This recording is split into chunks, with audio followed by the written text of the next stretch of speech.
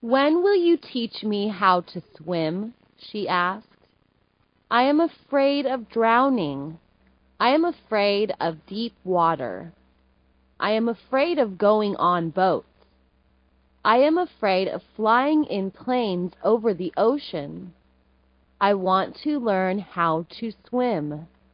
"You don't need to learn how to swim," her husband said. "All you need to learn is how to float.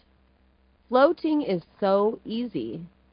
It's especially easy for women because women have more fat than men. Let me give you a quick lesson.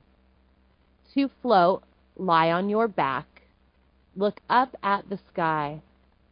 Spread your arms and legs. Breathe normally. That's it." "Yes, that sounds easy," she said, "but I want to learn how to swim. Swimming is good exercise. Swimming will help me lose weight. Floating will not help me lose weight. If I float for a day, I won't lose any weight at all." "Okay," he said, "I will teach you how to swim this weekend. It will take only a couple of hours. By Saturday night, you will be able to swim like a fish."